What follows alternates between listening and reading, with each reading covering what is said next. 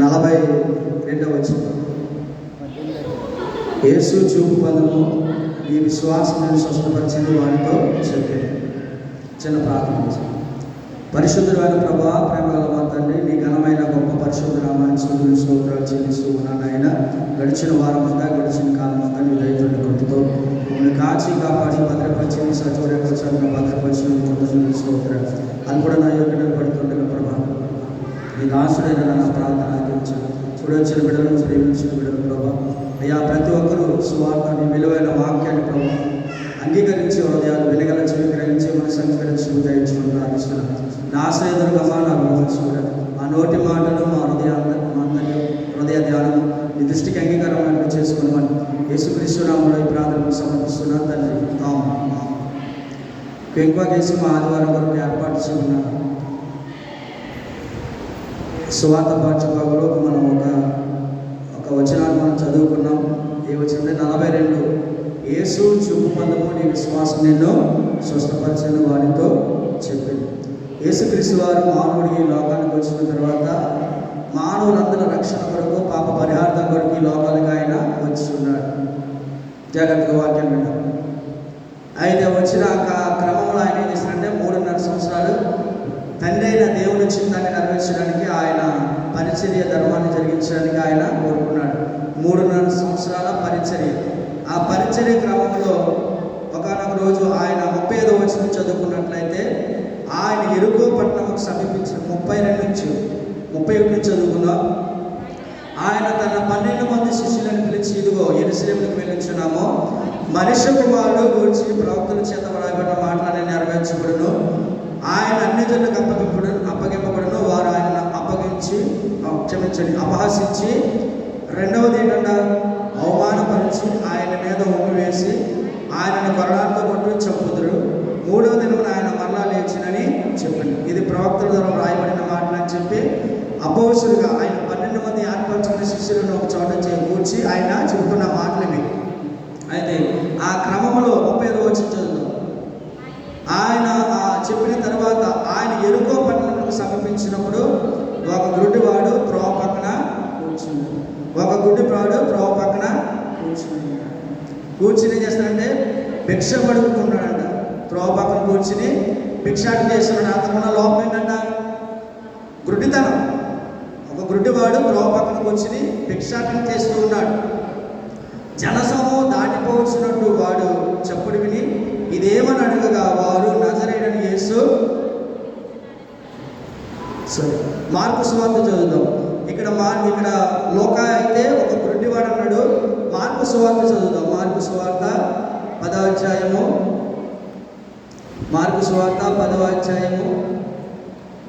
46 నుంచి చదువుతాం. వారు యెరికో పట్టణంకు వచ్చిరి.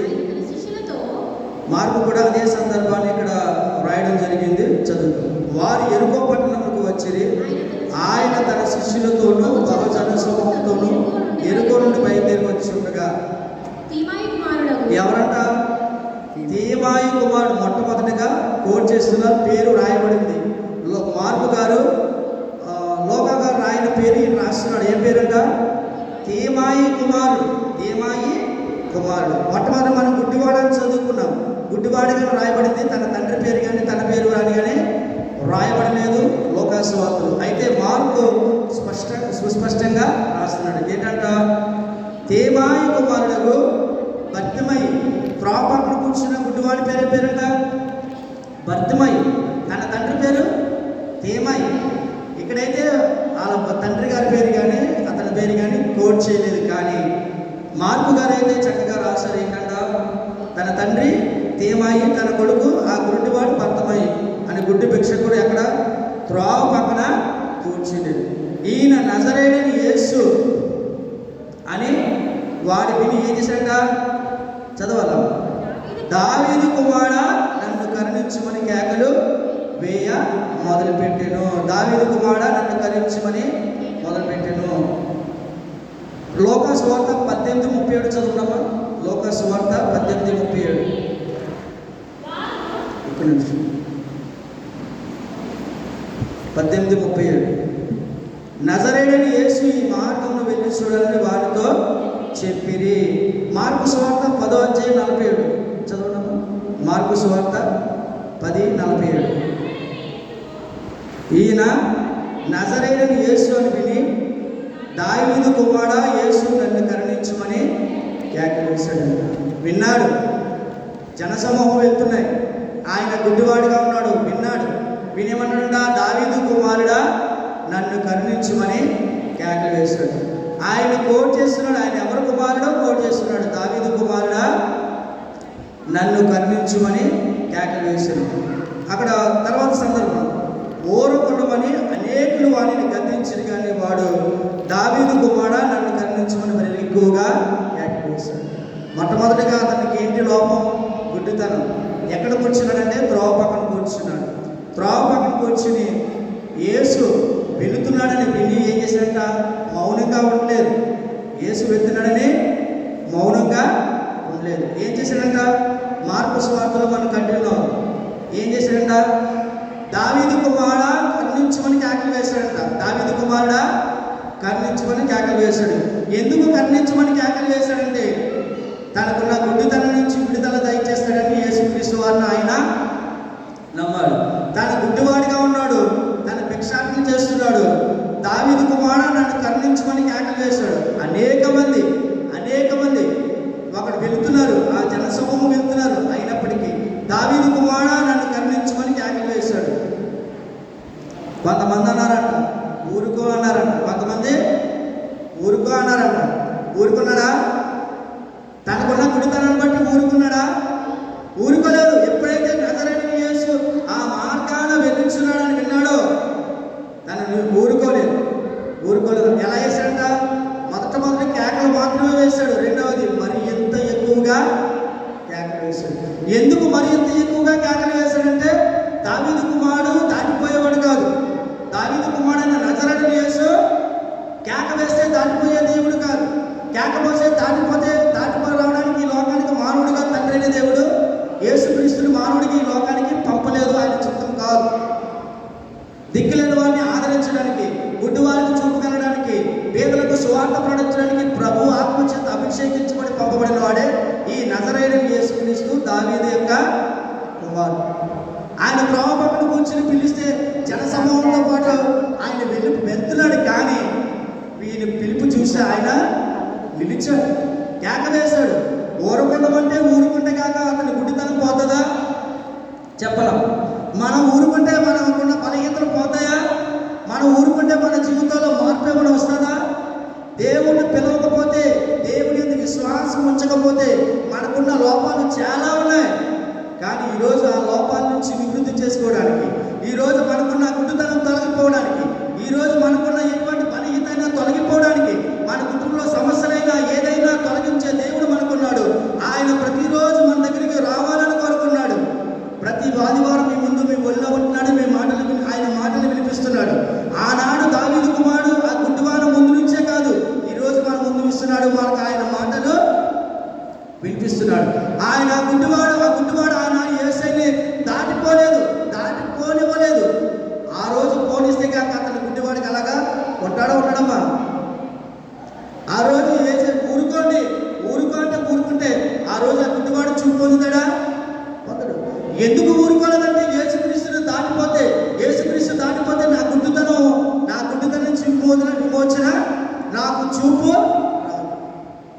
ఈరోజు దేవుడు కూడా మన నుండి ఆశించేది ఒకటే, మనం పిలిస్తే ఆయన పిలుస్తాడు. మనం పిలిస్తే నిలిచారంటే మనలో ఏముండాలి? విశ్వాసం ఉండాలి. ఆయన అంతమంది జనసమూహం వెళ్తున్నా కానీ యేసుక్రీస్తు వారు ఆ గుడ్డివానికి ఆయనకి ఎందుకు నిలిచారంటే, ఆయన పిలిచిన పిలుపు వెనకాల ఏముందంట? విశ్వాసము. మనం ఆత్మీయ గుడ్డివారికి ఈ లోకంలో ఉన్నాం, ఆత్మీయ గుడ్డివారిగానే ఉన్నాం. కానీ మనకు చూపు దయచేస్తాడు. ఎందుకంటే ఒక ఉదాహరణ మనకు చూపిస్తున్నాడు. బర్తలోమాయికి చూపించిన దేవుడు మనకు కూడా చూపు ఇవ్వగలడు. అయితే బర్తలోమాయికి ఉన్న విశ్వాసం మనలో ఉందా? బర్తలోమాయి మీద దేవుడి మీద ఆధారపడే నమ్మకం, విశ్వాసం మన హృదయంలో ఉందా అని మనం ప్రశ్న వేసుకోవాలి. ఒక గుడ్డివాడు చూపు పొందడానికి ఎంత తాతపడ్డాడు, ఏ విధంగా కేకలు వేశాడు. ఈరోజు మనకు అందరికీ వాక్యం ఆత్మీయ ఆత్మీయ మనోనేత్రాలు ఇక్కడ చూపుండే అది కాదు. ఆత్మీయ గుడితనం అంటే ఇక్కడ నేత్రం ఇక్కడ నేత్రం, ఆత్మీయ మనోనేత్రం తెరవడం అంటే ఇక్కడ కొండ ఉంటుందేమో అది తెలుస్తుందేమో అది కాదు. ఆత్మీయ గుడితనం అంటే దేవుని యొక్క సత్యాన్ని అర్థం చేసుకోలేకపోవడం, దేవుని వైపు తెరవకుండా ఆ జ్ఞానం మనకు అందకపోవడం. దానికి కారణం ఏంటో తెలుసా? మనలో ఉన్న అవిశ్వాసం చేత, ఈ యుగ సంబంధి దేవత చేత మనలో మనోనేత్రాలకి ఏం చేశాడంట? గుడ్డితనము కలిగేశాడు. విశ్వాసి మనోనేత్రాలు మూయబడి ఉండవు, విశ్వాసి మనోనేత్రాలు తెరవబడి ఉంటాయి. అవిశ్వాసికే వాడు మూయగలడు, కానీ విశ్వాసి మనోనేత్రాలు వాడు మూయలేడు. ఎందుకు? అందరికీ వాక్యం అర్థం కాదంటే అందరిలో అందరి మనోనేత్రాలు వెలిగించబడి లేవు. ఆ గుడ్డివాడు ప్రాధాన్యపడ్డాడు, అయ్యా దావీదు కుమారుడా కరుణించు, దావీదు కుమారుడా కరుణించు అన్నాడు. ఊరకుండా అలాగనే ఊరకొండకుండా మరి ఎంత ఎక్కువగా కేకలు చదవనన్నమాట. ఊరకుండా మరి కేకలు వేశారు, కానీ మరి ఎంత ఎక్కువగా కేకలు వేశారు. అప్పుడు యేసు నిలిచి వానిని పిలుస్తాడు. మన విశ్వాసంతో మోకాళ్ళు వేసి మనల్ని మనం తగ్గించుకుని ఆయన మీద పూర్తిగా ఆధారపడి విశ్వాసంతో పిలిస్తే నిలుస్తాడా, వెళ్ళిపోతాడు? అమ్మా చెప్పాలి, ప్రతి ఒక్కరు నోరు చెప్పాలి. మన విశ్వాసంతో ఆ గుడ్డివాడికి పిలిస్తేనే ఆగాడు. మనము ఆత్మీయ గుడ్డివారమే, మన భౌతిక నేత్రాలు మనకు తెరబడే ఉన్నాయి, కానీ మనలో ఏం లేదు, ఆత్మీయ చూపు మనకి లేదు. అతనికి బాహ్యం మాత్రమే బాహ్య నేత్రాలు మాత్రమే కనబడతలేదు, మనకి బాహ్య నేత్రాలు బాగా పనిచేస్తున్నాయి, కానీ మన ఆత్మీయ గుడ్డితనం ఏమైపోయిందంటే మనకు ఆత్మీయ చూపు, ఆత్మీయ గుడ్డివారిగా ఉన్నాం. ఎంతకాలం మన ఆత్మీయ గుడ్డివారిగా ఉండడానికి ఒక చెప్పిన ఉదాహరణ, ఇంకా మారు మనసు పొందకపోవడం, ఇంకా రక్షణ పొందకపోవడం, ఇంకా దేవుడి వాక్యం అర్థం కాకపోవడం కారణం తెలుసా? మనం శరీరానుసారులము, మనము శరీరానుసారులము, ఇంకా లోకానుసారమైన ఆచారంగా వచ్చి కూర్చుండమే తప్ప నాకు ఈ లోపం ఉంది, నాకు ఆత్మీయ గుడ్డితనం ఉంది. ఈ దేవుడి వాక్యం ఎంతో మంది గొప్పగా ధ్యానించారు, ఎంతో మంది ఉన్నతమైన స్థితిలో తీసుకెళ్ళింది, ఇంకా నేను అట్టడుగులో ఉన్నానంటే నాకు ఆత్మీయ గుడ్డితనం ఉంది అని మనం జాగ్రత్తగా గ్రహించాలి. మారు మనసు పొందకుండా ఉంటే మనం విత్తనం ఫలించకపోతే ఏ రైతుకి సంతోషం ఉండదు, ఉంటుందమ్మా? ఆకుమడి వరి నాటాలంటే ఆకుమడి విత్తనాలు వేయాలంటే భూమి సదులు చేయాలి, చక్కగా అన్ని చూసుకుని విత్తుతాడు. విత్తనం నాటకపోతే, అది మొలకపోతే ఆ రైతు ఎంత బాధగా ఉంటారు. దేవుడు ప్రతిరోజు గచ్చి నేల, రాతి నేల, త్రోవ పక్క, మంచి నేల తేడా లేకుండా విత్తుతున్నాడు దేవుడు వాక్యాన్ని. కానీ మనలో నిలిచి ఫలించుకోవడానికి కారణం ఏంటో తెలుసా? యోగ్యమైన మంచి మనసు, యోగ్యమైన మంచి నేలగా మన హృదయాలు లేవు కనుక మనలో విశ్వాసం ఉండని, మనకు కావలసిన విశ్వాసము, దేవుడు ఆశించేది మనలో విశ్వాసమే. దేవుడు ఆశించేది మనలో కోరుకునేది ఏంటి చెప్పాలమ్మా? విశ్వాసం కావాలి ఆయనకి. విశ్వాసం లేకుండా దేవుడికి ఇష్టమైనట అసాధ్యము అని ఎబ్రీ పత్రికలో రాయబడింది. ఎబ్రీ పత్రిక 11:6 రాయబడింది. ఏం కావాలి ఆయనకి? విశ్వాసం కావాలి. ఎందుకు ఆగాడైనా? ఒక గుడ్డివాడు పిలిస్తే విశ్వాసాన్ని బట్టి ఆగాడైనా, విశ్వాసాన్ని బట్టి ఆగాడు. మన పిల్లలు ప్రార్థన చేస్తాం, కానీ అందులో విశ్వాసం ఉండదు. మనం ఎక్కడి నుంచి చేస్తాం అక్కడే ఉంటుంది ప్రార్థన. విశ్వాసం లేకపోతే ప్రార్థన దేవుని ఎందుకు ఎలా నడిపించబడుతుంది? విశ్వాసం లేదు, దేవుని నమ్మకపోతే నువ్వు ఎవరిని నమ్ముతావు? నువ్వు దేవుని నమ్మకపోతే నీ బ్రతుకులో మార్పులు వస్తుంది. రైతు విత్తనమే విత్తుతాడు, అలా విత్తుతాడు, ఏదో దేవుని నమ్ముకుని విత్తేస్తాడు. ఆ విత్తనాన్ని ఫలించిన దేవుడు నీ జీవితాన్ని ఫలించలేడా, ఫలింపచేయలేడా? విత్తనానికే ఆయన శరీరం ఇచ్చినప్పుడు నీ జీవితానికి ఒక మార్పు తీసుకురాలేడా? ఒక్కసారి మనం ఆలోచన చేయాలి. ఒక గుడ్డివాడు తన గుడ్డితనాన్ని తొలగించుకోవడానికి తన సాయ శక్తులు అరిచాడు, విశ్వాసంతో పిలిచాడు, విశ్వాసంతో పిలిచాడు.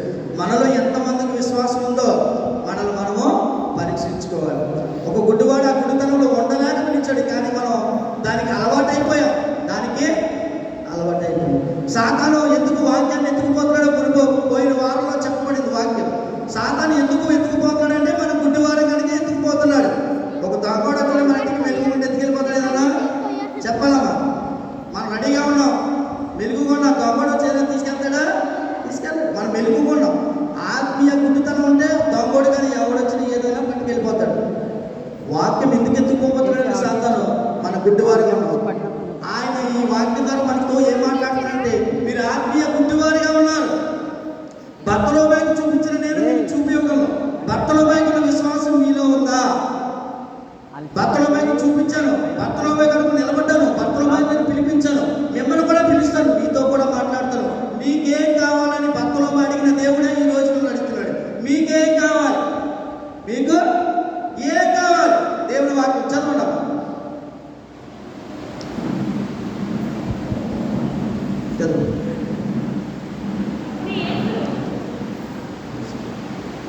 మార్పు చూడండి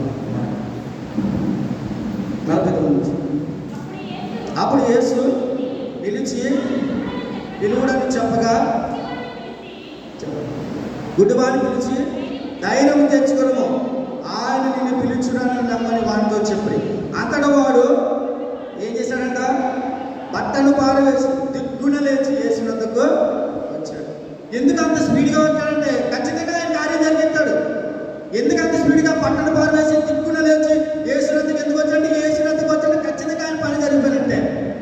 అటువంటి విశ్వాసంతో నిన్నాడు కనుక, విశ్వాసం ఆయన ఉంది కనుక పిలిచిన వెంటనే దిక్కున లేచాడంట. బట్టను ఆయన మీద ఒంటి మీద బట్టను పారవేసి దిక్కున లేచి ఏమొచ్చాడంటే యేసునందుకు వచ్చాడు. తర్వాత వచ్చిన చదవడం, యేసు నేను నీకేమి చేయగోరుచున్నావని వాడిని అడుగగా ఆ గుడ్డివాడు బాధ కూడా ఒక నిమిషం యేసు కూడా ఈ రోజున అడుగుతున్నాడు. విశ్వాసంతో దేవుని వేడుకుంటే దేవుడు ఇవ్వకుండా మానే దేవుడా, ఇవ్వకుండా తర్వాత ఇస్తారనే దేవుడా? విశ్వాసంతో నీవు అడగాలి. నీకేం కావాలని దేవుడు మనకున్నాడు. అటువంటి దేవుడు ఎక్కడా లేడు. నీకేం కావాలి, ఏం కావాలనే దేవుడు నీకు ఏదైనా ఇచ్చే దేవుడుగా ఉన్నాడు.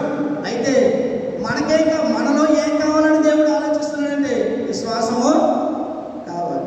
విశ్వాసం లేకపోతే క్రైస్తవుడు అనిపించుకో, విశ్వాసం లేకపోతే క్రీస్తుని ధరించుకోలేము, విశ్వాసం లేకపోయినా ప్రేమ లేకపోయినా క్రీస్తుని మనము చూపించలేము. ఏం కావాలని అడుగుతాడు. ఈరోజు మీకు ఏం కావాలో మీకు తెలియదు. ఎందుకంటే ఆత్మీయ గుడ్డివారుగా ఉన్న వారికి ఏం కావాలో తెలియదు, దేవుడు ఏం అడగాలో తెలియదు. అడిగింది ఇస్తాడనే నమ్మకము ఉండదు. మన ప్రార్థనకు జవాబు ఇచ్చిందని ఎంతమంది నమ్ముతారంటే సందేహమే.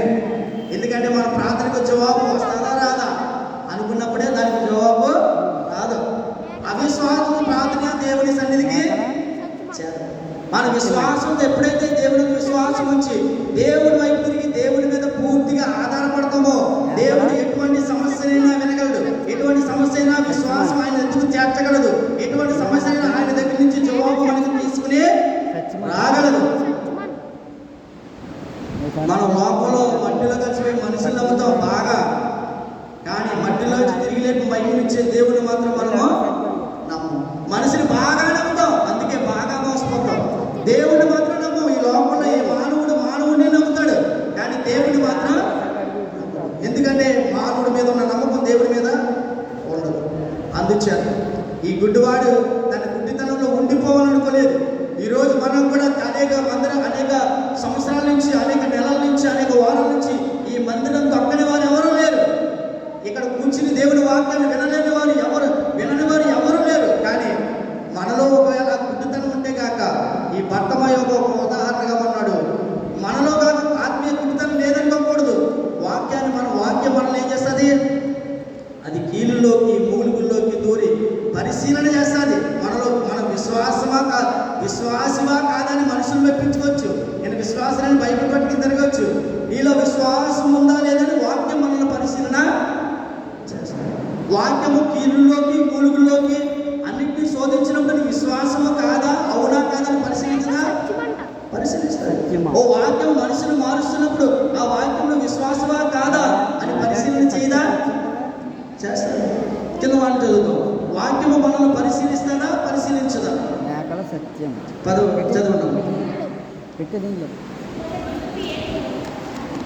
52 అందుకు యేసు నీవు వెళ్ళుము, నీ విశ్వాసం నిన్ను స్వస్థపరచునని చెప్పును.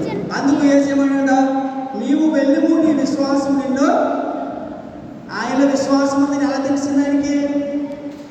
ప్రతి ఒక్కరు హృదయాంతరంగా దేవుడికి తెలుసు. గుడ్డివాడు పిలిచాడంతే, అందుకు వెళ్ళుము, నీ విశ్వాసం నిన్ను స్వస్థపరిచింది. అంతేనా? కేవలం అక్కడ నువ్వు పిలిచాగాక స్వస్థత అన్నాడా? ఆయన స్వస్థపడడానికి కారణం ఏంటంట? ఆయనలో దేవుని ఎందున్న విశ్వాసం. పిలిచిన వాడు పిలవబడిన ఎవరైతే యేసుక్రీస్తుని పిలిచాడో ఆయన మీద ఉన్న విశ్వాసం హృదయంలో ఉంది.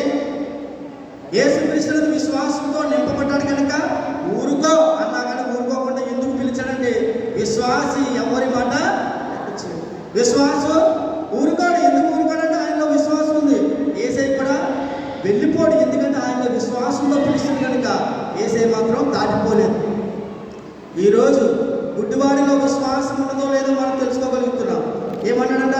నీ విశ్వాసం నిన్ను స్వస్థపరిచింది. మనకి ఎటువంటి అనారోగ్యాలు ఉన్నాయా, ఎటువంటి సమస్యలు ఉన్నాయా, అయితే దానికి పరిష్కారం మన దగ్గరే ఉంది. మన దగ్గర ఉందా లేదా? గుడ్డివాడి చూపు పొందడానికి పరిష్కారం ఎక్కడుందంట? యేసుక్రీస్తునందు విశ్వాసం తనలో ఉంది కనుక ఆ గుడ్డితనం తగ్గిపోయింది. మనలో కూడా మన సమస్యలు పరిష్కారం రావాలంటే యేసుక్రీస్తునందు విశ్వాసం ఉంచితే మన సమస్యకు పరిష్కారం మన దగ్గరే ఉంది. మన సమస్యకు పరిష్కారం ఎక్కడా లేదు. దేవుని యందు విశ్వాసం ఉంటే మన సమస్యకు పరిష్కారం మన దగ్గరే ఉంటుంది. ఎలా ఉంటుందంటే మనలో విశ్వాసం ఉంటే ఖచ్చితంగా పరిష్కారం మన దగ్గరే ఉంటుంది. యేసయ్యని ఎక్కడో పెట్టి మనం పరిష్కరించమని కాదు, యేసుక్రీస్తు ప్రభువును మన హృదయంలోకి తెచ్చుకోవాలి. ఎలా తెచ్చుకోవాలంటే విశ్వాసం అనే ద్వారాలు మనము తెరవాలి. యేసుక్రీస్తు మానవుల్లోకి ఎలా వస్తాడంటే, ఎలా నివసిస్తాడంటే విశ్వాసము మనకు వచ్చినప్పుడు. విశ్వాసం అనే ద్వారాలు మనం ఇక్కడ మందిరంలోకి రావాలంటే తలుపులు తెరవబడితే మనం ఏ విధంగా లోపలికి వస్తున్నామో, అలాగే ఈ లోకంలో, ఈ పాప లోకంలో యేసయ్య మనలోనికి రావాలంటే విశ్వాసం అనే ద్వారాలు మనము తెరవాలి. మనం ఏం చేస్తామంటే అవిశ్వాసంతో మనం ద్వారాలు మూస్తున్నాం. ఆయన అన్యాయస్తుడు కాదు, ఆయన తలుపులు బద్దలు కొట్టి అన్యాయస్తే దొంగ కాదు. ఆయన నేను సృష్టించాను కానీ అన్యాయంగా అక్రమంగా చేసేవాడు కానే కాదు. ఎందుకు ఆయనంటే ఆయన నీతిమంతుడు, పరిశుద్ధుడు, దౌర్జన్యం చేసేవాడు కాదు. సాతాను మనకు అవసరం, మనకు ఇష్టం లేకపోయినా వచ్చి దూరిపోతాడు. మనలోకి ఇష్టం కానీ చెత్తంతా మనలో వేస్తాడు. చూడకాన్ని చూపిస్తాడు, వినకుండా వినిపిస్తాడు, మాట్లాడకుండా మాట్లాడిస్తాడు, వెళ్ళకూడని చోట్లకి వెళ్ళేలాగా చేస్తాడు. వాడు అన్యాయస్తుడు. కానీ దేవుడు నీతిమంతుడు, న్యాయవంతుడు. ఆయన అన్యాయంగా తొలబడేవాడు కాదు. నీకు విశ్వాసం ఉంటే నీలో దేవుడు ఉంటాడు. నువ్వు విశ్వాసం ఉంటే నీ సమస్య ఎంత పెద్దదైనా పరిష్కరిస్తాడు. నీకు విశ్వాసం ఉంటే సముద్రం మీద కూడా కాళ్ళు తడవకుండా దానిపైన నడిపిస్తాడు. పేతురు గారికి కూడా ఉన్నది ఏంటంట? విశ్వాసం. సముద్రం మీద ఎవరు నడవగల? కాలువలో కూడా నడవలేదు, బోధలో కూడా నడవలేదు, తడవకుండా. సముద్రం మీద ఎందుకు నడిచాడు? విశ్వాసం ఎంత గొప్పదంటే సముద్రాన్ని పాదాల కింద ఉంచేది. విశ్వాసం ఎంత గొప్పదంట? సముద్రాన్ని పాదాల కింద ఉంచేది. అంత గొప్ప విశ్వాసము కలిగి ఉన్నాడు కనుక నీలో నాలో విశ్వాసముగా మనకు చూసుకోవాలి. గుడ్డివాడు, చెవిటివారుగా ఉన్నాం, మూగవారుగా ఉన్నాం. నోరు తెరవకపోతే మన సమస్యలు పరిష్కారం ఉంచబడవు. నోరు తెరవకపోతే, మనలో విశ్వాసం ఉంచుకోకపోతే దేవుడి గురించి మన జవాబును పొందుకోలేదు. వాళ్ళు వీళ్ళ దగ్గర పరిగెట్టవలసిన అవసరం ఉండదు. మనలో విశ్వాసం ఉంటే దేవుడు మనతోనే మాట్లాడతాడు. వాళ్ళు వీళ్ళ దగ్గర పరిగెట్టు, అది ఇది కట్టుకుని అది రాసుకుని ఇది రాసుకుని అది పూసుకుని ఇది పూసుకోవాల్సిన అవసరం మనకి లేదు. దేవుడి యందు విశ్వాసం ఉంటే దేవుడే మన దగ్గరికి సమస్యల పరిష్కారాన్ని, జవాబును మన పాదాల దగ్గరికి తీసుకొస్తాడు. పరిగెడతాం ఎక్కడెక్కడికో పరిగెడతాం. జవాబు ఇచ్చే దేవుడిని మనం బయట పెడతాం, అందుకే మనకు జవాబు రాదు. సమస్యను పరిష్కరించే దేవుడిని వదిలేసి సమస్యను పరిష్కరించలేని తృణపాత్రుడు మానవుడు మట్టి పురుగుల దగ్గర మనము పరిగెడతాం, వాళ్ళ పాదాల మీద పడతాం. కానీ భూమి ఆకాశం సృష్టించిన దేవుడి కుమారుడు, దావీదు కుమారుడిని గుర్తించాడు. గుడ్డివాడు దావీదు వంశంలో పుట్టిన క్రీస్తుని గమనించాడు. తన దావీదు వంశంలో పుట్టిన దేవుడి కుమారుడిని, ఆయన రక్షకుడని నమ్మాడు కనుక యేసయ్యని పిలిచాడు. మనం కూడా నామకార్థంగా వస్తే మన బ్రతుకు మారదు. నామకార్థంగా వస్తే మన బ్రతుకులు మారదు. యేసయ్య రాబోతున్నాడన్నది ఎంతో నిజమా కాదా? అబద్ధమాడా? అబద్ధమాడడానికి ఆయన నరమాత్రుడు కాదు. మనలాగా ఒక్కరికొక్కరు మాటలు చెప్పేవాడు కాదు. ఆయన దేవుడు, నిజమైన దేవుడు, ఆయన నిత్య జీవమైన దేవుడు కనుక మనలో ఏముండాలంటే విశ్వాసం ఉండాలి. విశ్వాసం మనలో ఉండాలంటే మొట్టమొదటిగా మనలో పాపం విషయంలో పశ్చాత్తాపం ఉండాలి. మన పాపం మనలో ఉన్నంతకాలం విశ్వాసం మన దరికి చేరలేదు. దేవుడు మన దరి లోపలికి రాడు. ఎందుకు రాడంటే నువ్వు పాపాన్ని విడిచిపెడితేనే నువ్వు దేవుని విశ్వాసం ఉంచగలవు. పాపాన్ని పట్టుకుని విశ్వాసం ఉంచాలంటే పాపాన్ని విశ్వాసం ఉంచలేవు. ఎందుకంటే నీ మనోనేత్రాలు మూయబడి ఉంటాయి. అందుకే దేవుని ఎదుగు నువ్వు రాలేవు. నీ బలహీనత ఏదైనా నీ దగ్గరికి దేవుని ఎద్దకే రాను. నీ బలహీనత నుంచి విడుదల పొందాలంటే దేవుడి వాక్యం మాత్రమే విడిపించగలదు. దేవుడి వాక్యం మాత్రమే నీకు చూపివ్వగలదు. దేవుడి వాక్యం మాత్రమే నీ మనోనేత్రాన్ని వెలిగించగలదు. దేవుడి వాక్యం మాత్రమే పండమారిపోయిన నీ రాత్రి గుండెను బద్దలు కొట్టే శుద్ధి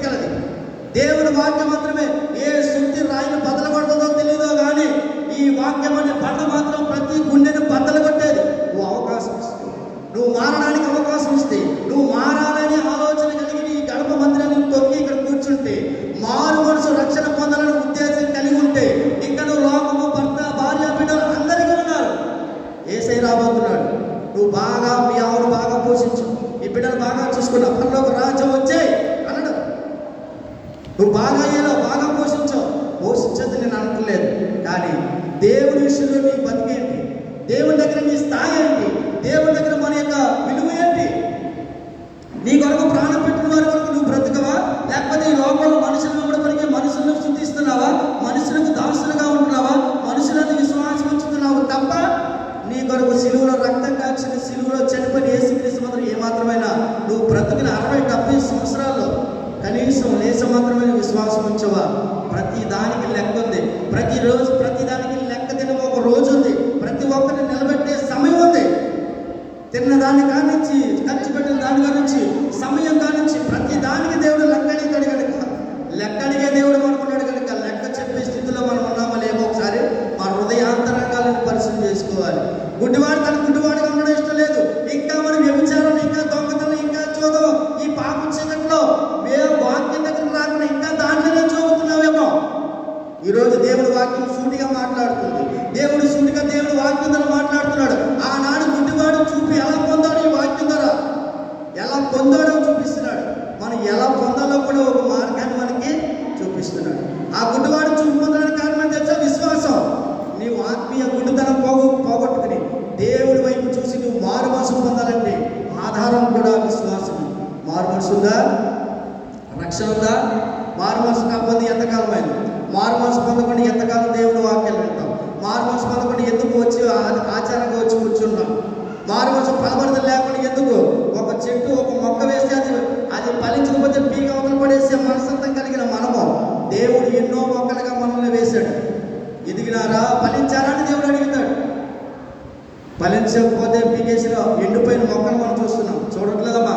ఫలించకపోతే అంజూరపు చెట్టును స్తంభించాడు దేవుడు. ఫలించకపోతే దేవుడు నరికేసి అగ్నిగుండంలో వేయగల సమర్థుడు. ఫలించాయా, మనలో ఫలితాలు ఉన్నాయా, మన బిడ్డలో ఫలాలు ఉన్నాయా, మనలో ఫలాలు ఉన్నాయా దేవుడు చూస్తాడు. ఫలించకపోతే వాటిని నరకబడి అగ్నిగుండంలో, ఫలించిన చెట్టునే ఒక తృణ మాత్రం మానవుడైన మనమే నరికి అవతల పడేస్తాం. అలాంటిది 60 సంవత్సరాలు, 70 సంవత్సరాలు, 80 సంవత్సరాలు అవకాశం ఇచ్చి నువ్వు ఫలించాలని సంవత్సరం నీకు అవకాశం ఇచ్చి నువ్వు ఎన్ని పాపాలు చేసినా, ఎంత చీకటి బతుకినా, ఎంత అవమానకరంగా నడిచినా, నేను క్రైస్తవుడిని అని చెప్పి ఇంకా నీచమైన ఆలోచన వైపు వెళ్తున్నా, ఇంకా వ్యర్థమైన అన్ని ఆచారాలు పాటిస్తున్నా, పనికి రాని వాటిన్నిటి వెంబడి పరిగెడుతున్నా, దేవుడు ఒక రోజు ఎక్కడిస్తాడు. కదలని వాడు కాదు మన దేవుడు, కదిలే దేవుడు. ఆయన జీవము కలిగిన దేవుడు, సజీవుడైన దేవుడు. మనకు జీవం కావాలంటే జీవం కలిగిన దేవుడు వెంబడించాలి. మనకి నిత్య జీవం కలిగిన కావాలంటే నిత్య జీవాన్ని ఇచ్చే దేవుడు వెంబడించాలి. జీవం లేని వాడిని వెంబడించడం కాదు, జీవం కలిగిన దేవుడు వెంబడించాలి. వెంబడించాలంటే మనలో ఏముండాలి? విశ్వాసం మనలో ఉండాలి. అందుచేత ఈ గుడ్డివాడు గుడితనంలో ఉండిపోవాలనుకోలేదు. ఆ భిక్షాటకుల బతుకు ఇదే బాగుంది, ఇదే చక్కగా ఉంది, 10 రూపాయలు వేసుకుని ఇదే తినేసి పడుకుందాం అనే బ్రతుకు కోరుకోలేదు. తనకు చూపు కావాలని కోరుకున్నాడు. కోరుకున్న తర్వాత చదువుదాం.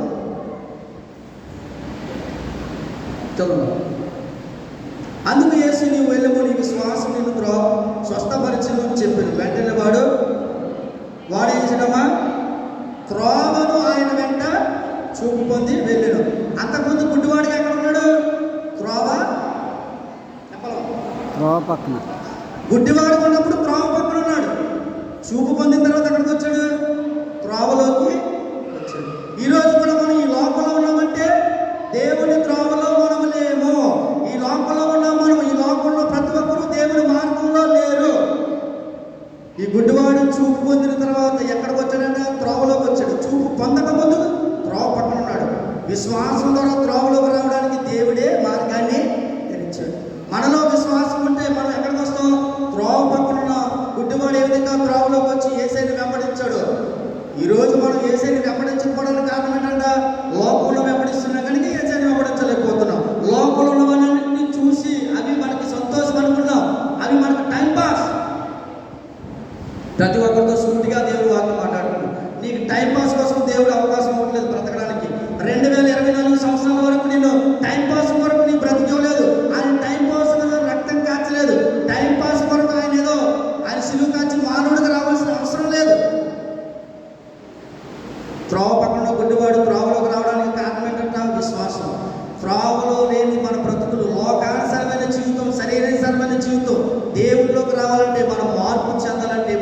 కావాల్సింది కూడా విశ్వాసం. భర్తలోని బట్టి మనం నేర్చుకోవాల్సింది తెలుసా? విశ్వాసంతో కేక వేశాడు. ఆ గుడ్డితనం ఆ చీకటిలో తనకి ఉండడం ఇష్టలేదు. మరి ముందుకు వెళ్దాం. యోహాను సువార్త. ఎవరైతే చీకటిలో ఉండకూడదని నిర్ణయించుకున్నారో, ఎవరైతే వెలుగులోకి రావాలని నిశ్చయించుకున్నారో, దేవుడు మనకు 12వ వచనం, యోహాను సువార్త 12వ అధ్యాయము 12వ అధ్యాయము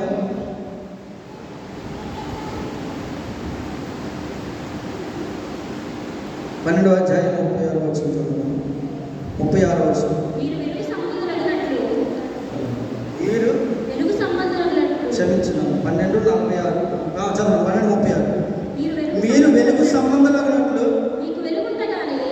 మీకు వెలుగుండగానే వెలుగునందు విశ్వాసం ఉంచడానికి వారితో చెప్పాను. మీరు వెలుగు సంబంధులైనట్లు మీకు వెలుగుండగానే వెలుగునందు విశ్వాసం ఉంచడానికి వారితో చెప్పాను. మనం వెలుగు సంబంధులుగా ఈ లోకంలో ఉండాలంటే, వెలుగనగా తండ్రి అయిన దేవుని యొద్ద నుండి ఈ లోకానికి పంపబడిన వెలుగే యేసుక్రీస్తు ప్రభు. తండ్రి యొద్ద నుండి ఈ లోకానికి ఎవరు పంపబడ్డారంట? వెలుగు, సత్యం అనే వెలుగు, జీవం అనే వెలుగు ఈ లోకానికి పంపబడ్డది. ఆ వెలుగునందు మనం విశ్వాసం ఉంచితే మనం ఎలా అవుతామంట? వెలుగు సంబంధులు అవుతాం. వెలుగు సంబంధులు అంటే ఏం చేయాలని చెప్తుంది వాక్యము? వెలుగునందు విశ్వాసం ఉంచాలి. వెలుగు ఈ లోకం వచ్చి మధ్యాహ్నం కల్లా సాయంకాలం కలిపోయి తాత్కాలికమైన వెలుగు కాదు. జీవం అనే వెలుగు, నిత్యము వెలుగు, తండ్రి అయిన దేవుని యొద్ద నుండి ఈ లోకానికి ఇప్పుడు మన మధ్యలో ఉన్న ఈ వెలుగునందు మనం విశ్వాసం ఉంచితే మనం ఏమవుతామంట? వెలుగు సంబంధులు అవుతాం. వెలుగునందు విశ్వాసం ఉంచి వాడికి చదవడమ్మా. మీరు వెలుగు సంబంధులు అన్నట్లు మీకు వెలుగుండగానే వెలుగునందు. అందుకే మనకు వెలుగుండగానే మనం వెలుగు సంబంధులు. ఇంకా మనకు చీకటి రాకముందు, ఇంకా దేవుడు తీర్పు ఉగ్రత రాకముందు మనకు వెలుగుండగానే మనం ఏం చేయాలంట? ఆ వెలుగునందు విశ్వాసాన్ని మనం ఉంచితే మనం వెలుగు సంబంధులు అవుతాం. క్రీస్తు వెలుగైన ప్రకారం మనం కూడా వెలుగు అవ్వాలంటే మనలో చీకటి అనగా పాపము మనలో ఏలుబడి చేయకుండా, ఆ మరణము అధికారము కింద మనం ఉండకుండా జీవంలోకి మనకు దాటాలంటే ఏం చేయాలంటే వెలుగులోకి రావాలి. జీవమైన క్రీస్తు తండ్రి ఈ లోకానికి పంపిణీ యేసుక్రీస్తు అనే వెలుగులోకి మనం ఉంటే మరణం మన మీద అధికారము. ఏ మరణం అది? ప్రతి ఒక్కరు చనిపోయి ఆ మరణం కాదు, రెండవ మరణం కింద అధికారం కింద మనము ఉండాలి. అగ్ని గంధకంలో ఉండము అనగా ఎవరైతే దేవుడికి విరుద్ధంగా బతుకుతారో, దేవుడి వాక్యానికి అవిధేయత చూపుతారో, దేవుడు వచ్చేంత వరకు తన ఇష్టాన్ని నెరవేర్చుకొని పాపపు జీవితంలో కొనసాగుతారో, దేవుడు ఒకరోజు తీర్పు తీర్చబోతున్నాడు. తీర్పు తీర్చిన తర్వాత వాడి స్థానం ఎక్కడో తెలుసా?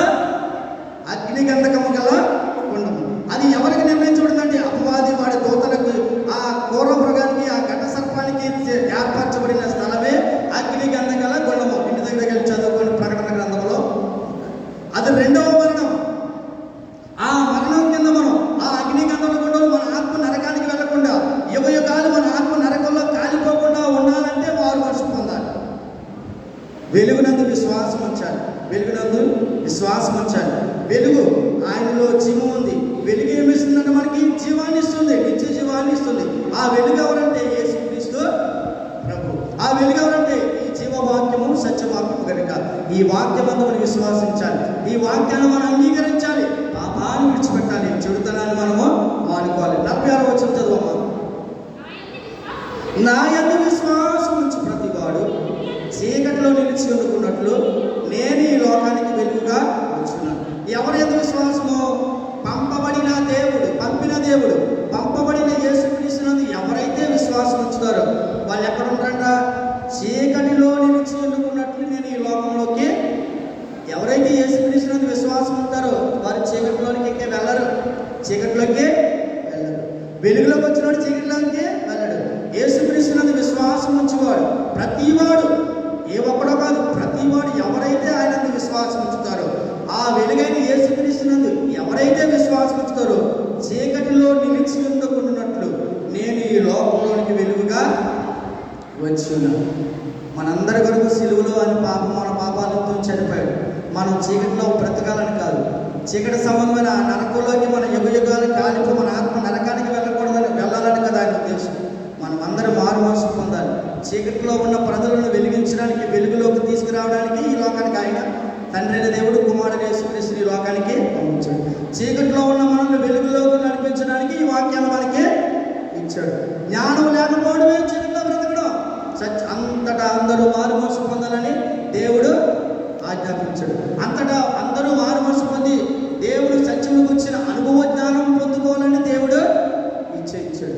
దేవుని జ్ఞానం లేకపోతే, దేవుని విశ్వాసం ఉంచకపోతే మన బ్రతుకులు మారవు. ఇంకా లోక సముద్రం బయటన్న జీవం లేని వాటిని ఆరాధించేవాడు జీవము కలిగిన దేవుని ఆరాధించి మనల్ని మనం మోసపుచ్చుకుని విశ్వాసం లేని భ్రష్టులుగా ఉంటే తేడా ఏమీ వాళ్ళు తెలియని దాన్ని ఆరాధించి జీవాన్ని పోగొట్టుకున్నారు. మనం తెలిసిన వాళ్ళని ఆరాధించకుండా విశ్వాసం ఉంచకుండా జీవాన్ని పోగొట్టుకునే స్థితిలోకి వెళ్తులేమేమో జాగ్రత్తగా చేసుకోవాలి. వాళ్ళకి తెలియదు, వాళ్ళు తెలియజేసిన దానికి దెబ్బలు తక్కువ తగిలితే తెలిసి చేసిన వాడికి బాగా బలంగా తగిలితే. వాక్యం తెలియదండి, నేను ఎప్పుడు వెళ్ళలేదండి, ఆదివారం అంటే తెలియదండి, వాక్యం తెలియదంటే రెండు ఘాటుగా వాయిస్తాడు మామూలుగా వాయించాడు దేవుడు. వాళ్ళకి తెలియదురా, నీకేం తెలిసిన వారం వారం ముందండి కూర్చున్నా, వారం వారం బైబిల్ కట్టుకుని కూర్చున్నా, ప్రతి దానికి నీకు తెల్లబట్టలేసావు, వాక్యం చెప్పే వాక్యం అన్నా, వాక్యం పాటలు పాడవు, మరి బతికి నీ బుద్ధి ఏంటి రా ఉందని అడుగుతాడు దేవుడు. అడగడమ్మా, పిల్లోడు తప్పు చేస్తేనే తండ్రి నిలబెట్టి 4 వాయిస్తాడు దేవుడు. అడగడా, ఇంతకాలం ఆయన భరించడు, ఇంతకాలం ఆయన మనం వేదన పడుతున్నాం. అందుచేత వెలుగునందు విశ్వాసం ఉంచాలి. ఎప్పుడు మనలో ఉన్న ప్రాణం పోకముందే వెలుగునందు విశ్వాసం ఉంది. ప్రాణం పోయిన తర్వాత ఆయన వెలుగులోకి వెళ్తాం.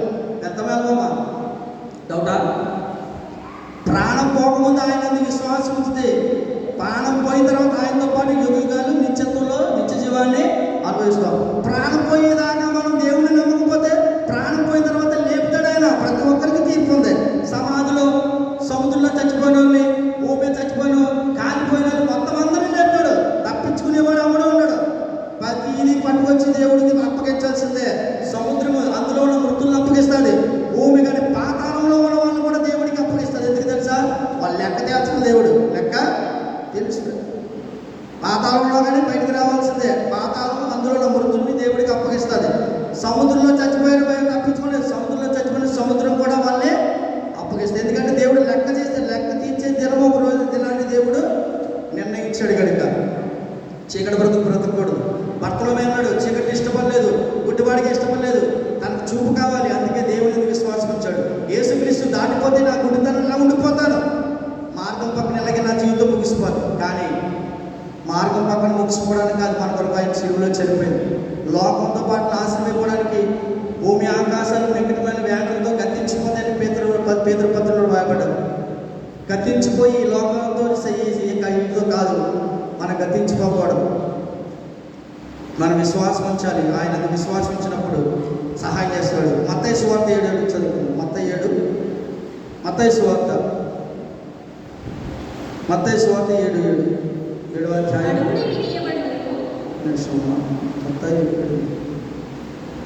అడుగుడి మీకు ఇవ్వడు, వెదకడి మీకు దొరుకును, తట్టడి మీకు ఇవ్వడును, అడుగు ప్రతివాడును పొందును, వెదుకువానికి దొరుకును, తట్టువానికి ఇవ్వడు. ఇది ఎవరు చెప్తారు ఈ వాగ్దానం? దేవుడు. అడుగుడి మీకు ఇవ్వడును, అడిగాడు గుడ్డివాడు చూపును పొందుకున్నాడు. మనం అడగకపోతే ఇస్తాడా? అడగాలి. దాన్ని అడగాలి. ఏముండాలంట చెప్పను. అడిగాడు, మనం అందరూ అడుగుతున్నాం, కానీ ఉండాల్సింది ఉండట్లేదు. గుడ్డివాడుకున్న విశ్వాసాన్ని బట్టి అడిగాడు, చూపును పొందుకున్నాడు. మనలో విశ్వాసాన్ని బట్టి మనం అడిగితే మనం కూడా పొందుకుంటాం. అలాగని లోకంలో వ్యర్థమైన వాటిని అడగకూడదు. కోరికలు కాదు ఆయన తీర్చేది, మన అవసరాలు తీరుస్తాడు. కోరికలు మనం ఏదో అంటారు కదా, కోరికలు కోరిక అలా కాదు. మనలో విశ్వాసం ఉంచి మనకి ఏదో అవసరం, ప్రభా నా బిడ్డకు మంచి జీవితాన్ని ఇవ్వండి, ప్రభా నాకు ఉండడానికి లేదు నాయన, అది అవసరం, కోరిక కాదు, అవసరం. దేవుడు ప్రతి అవసరం క్రీస్తు మహిమలో తీరుస్తాడు. కానీ ఆ యేసుక్రీస్తుతో విశ్వాసం వచ్చాడు. అడగమన్నాడు కదా అని ఊరంతటే ఊరి మీద ఏమి అడగకూడదు. అడిగింది ఏమి అడగాలంట? మన ఆత్మీయ జీవితం మొట్టమొదటి ఆయన నీతిని, రాజ్యాన్ని మనము వెతకాలి. ఆయన వెతకో మనం ఈ లోపల అన్ని వెతుకుతాం. కానీ దేవుడు ఇంకా మనందరినీ ప్రేమిస్తున్నాడు. ఇన్ని వాక్యాలు చెప్పినా ఇంకా మారకపోయినా చిన్న బిడ్డలుగా మిమ్మల్ని ప్రేమించి ప్రతి ఒక్కరికి ప్రతి మాట స్పష్టంగా ప్రతి ఒక్కరికి వాక్యాన్ని ప్రకటిస్తున్నారు. ప్రతి ఆదివారం ఈ వాక్యాన్ని వినిపిస్తున్నాడు. ఎందుకు తెలుసా? ఒక్క గొర్రె దొరికిందంటే, ఒక్క గొర్రె తప్పిపోయిన గొర్రె దొరికినప్పుడు పరలోక రాజ్యంలో సంతోషం వచ్చింది. ఒక్కరైనా మారుతారని ప్రతి ఆదివారం దేవుడు వాక్యం ద్వారా గమనిస్తున్నాడు. వాక్యం ద్వారా మీ దగ్గరికి వస్తున్నాడు, మీరు చేర్చుకుంటారేమో వస్తున్నాడు ఆయన. వాక్యం ద్వారా ఆయన వస్తున్నాడు, బాహ్యంగా రావట్లేదు, వాక్యం ద్వారా వస్తున్నాడు. ఎవరైతే ద్వారాన్ని తెరుస్తారో, ఎవరైతే మారడానికి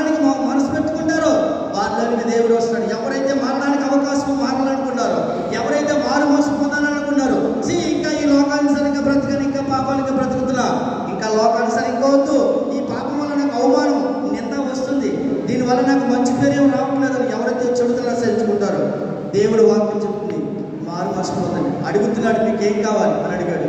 గుడ్డివాడిని అడిగాడు నీకేం చేయకూడదని అడిగాడు. చూపు పొందుకున్నాడు. పొందుకోవడానికి ఆయన విశ్వాసం ఉంది. పొందుకోవడానికి మనం అడిగిన వాటిని పొందుకోవడానికి మనలో విశ్వాసం ఉందా అని మనం పరిశీలన చేసుకోవాలి. విశ్వాసం లేకపోతే ఎంతకాలం ఈ మందిరానికి వచ్చి మనం తొక్కు వెళ్ళిపోయిన ఉపయోగం లేదు. ఒకరోజు ఈ గోడలో సాక్ష్యాలు చెప్తే మనం అబద్ధమాడడం కుదరదు. ఈ ఫ్యాన్లు చెప్తే ఈ మైక్ కూడా సాక్ష్యము కావలిస్తే పిలుస్తాడు ఆయన. గాడితో మాట్లాడించిన దేవుడు ఫోన్తో మాట్లాడించలేడా? మాట్లాడిస్తాడు. అందుచేత ఇంకా మనం ఈ లోకానుసారంగా ఉండకుండా ఇంకా లోకానుసారంగా లోకంలో ఉన్నవారు పరిగెట్టినట్టుగా వ్యర్థమైన వాటిని అనుసరించకుండా అటు ఇటు చూడకుండా దేవుడు వైపు చూద్దాం. మనం మారు మనసు పొందాలని కోరుకోవచ్చు. అలాగే పత్రిక పాఠ్యభాగంలోకి వెళ్దాం, ముగించుకుందాం. పత్రిక పాఠ్యభాగం కొరింథీ రాసిన పత్రిక చదువు. చివరిగా పౌలు గారు 13వ వచనంలో చదివించినట్టు ప్రేమ యొక్క ప్రాముఖ్యత గురించి ఆయన చెబుతున్నాడు. ప్రతి ఒక్కరూ క్రైస్తవుడు అనే వాడికి ఉండాల్సింది ఏంటంట? ప్రేమ. ఉండబడాల్సింది ద్వేషం. ఆయనకి ఈ యొక్క అధ్యాయం అంతా మనం చూసుకున్నట్లయితే ప్రేమ ఏం చెప్తున్నాడంటే ఆయన మనుషుల భాషలతోనూ దేవదోషుల భాషలతో నేను మాట్లాడుతున్నాను. ప్రేమ లేని వాడైతే మ్రోగుడు కంచెను గనగనలాడు తాళలేదు. అదే డింగి మన శబ్దం తప్ప ఏమీ ఉండదు. ప్రేమ లేకపోతే నేను మనుషుల భాషలో దేవదూత భాషలతో గనగనగా మాట్లాడేసిన పెద్ద భక్తుపరుడిగా అనిపించుకున్నా.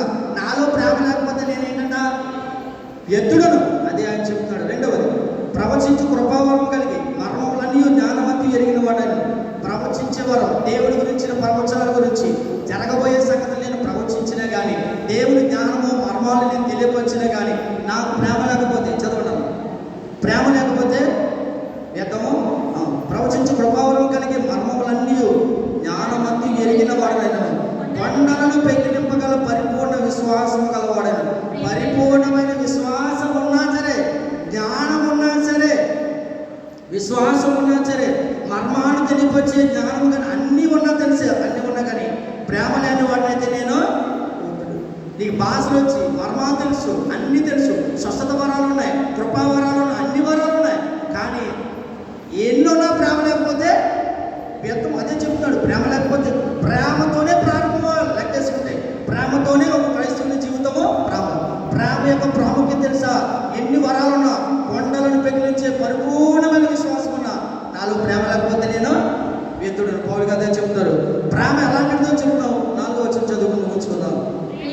ప్రేమ దీర్ఘకాలం సహించును, దయ చూపించును, ప్రేమ మత్సరపడదు, ప్రేమ నమ్మకంగా ప్రవర్తింపదు, అది ఉప్పొంగదు, అమర్యాదగా నడవదు, స్వప్రయోజనమును త్వరగా కోపపడదు, అపకారం మనసులో ఉంచుకున్నదు, దుర్నీతి విషయంలో సంతోషపడక సత్యమునందు సంతోషించును, అన్నిటికీ తాలుకొను, అన్నింటినీ నమ్మును, అన్నింటినీ నిరీక్షించును, అన్నింటినీ ఓర్చును. ప్రేమ ఎలాంటిదంటే శాశ్వత కాలము ఉండును. ఎన్ని లక్షణాలంటే 13 లక్షణాలు ఇందులో ఉన్నాయి. 13 లక్షణాలు ఈ ప్రేమలో ఉన్నాయి.